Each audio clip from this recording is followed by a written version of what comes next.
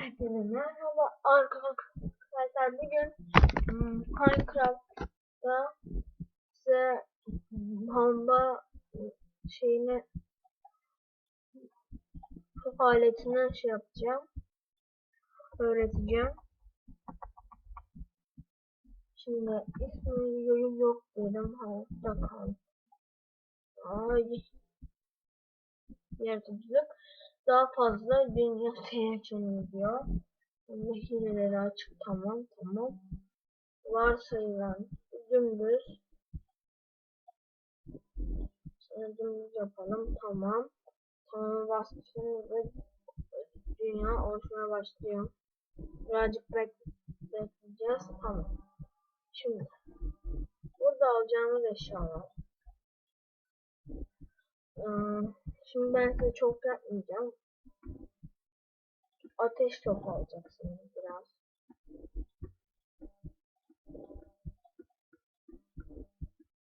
Hem de bayağı alacaksınız.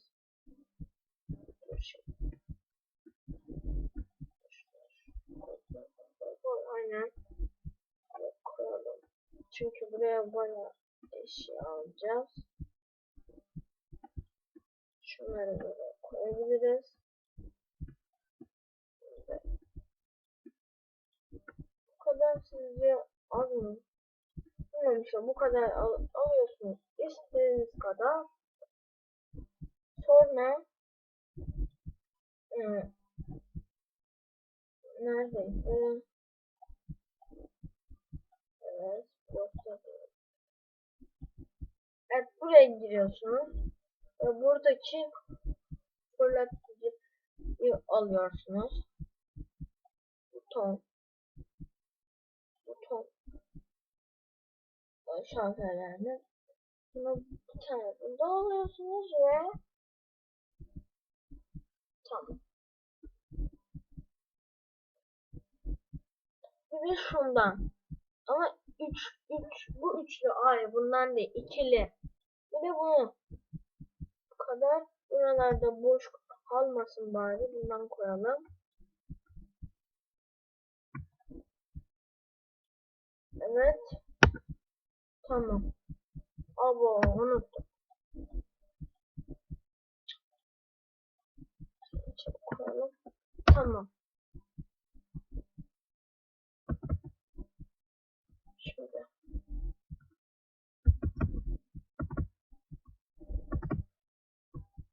Ben çok korktum. Şu şekilde koyuyorum. Şu şekilde.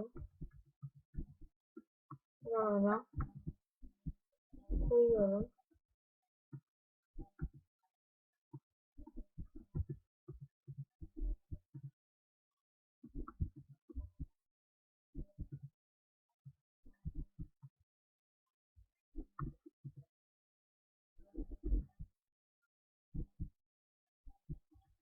Şöyle az da olur yani, fark etmez. O size kalmış bir şey. Ben çok büyük yapmayacağım. Bu kadar olsa yeter bence.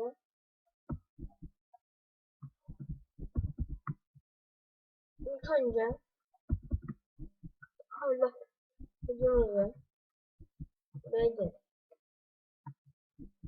İstediğiniz kadar. Mesela ben atıyorum ki bu kadar yapacağım. Video çok uzun olmasın diye. Size de sıkmak istemiyorum.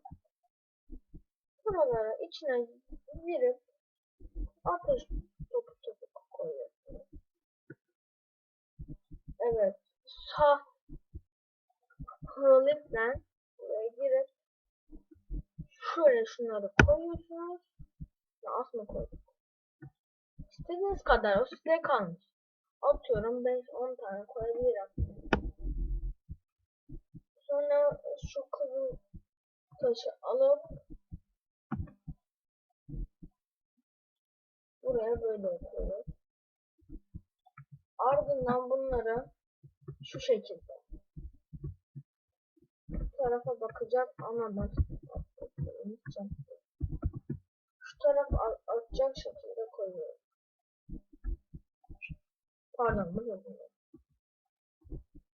Lan biz niye bununla oynadık?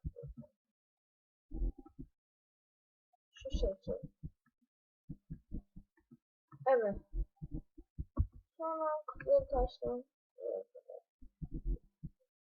buluyorsunuz. Ardından aynı şeyi buraya da tak tak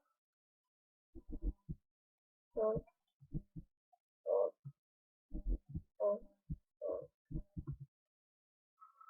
Bu ayarıyla oynamayın çünkü oynayınca atmıyor.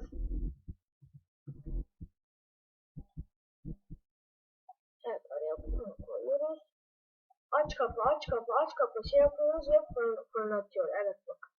Aç kapı, aç kapı, aç kapı fırlatıyor. Yani böyle açıp arda arda atmıyor. Aç kapı, aç kapı, aç kapı yapıyorsunuz. Evet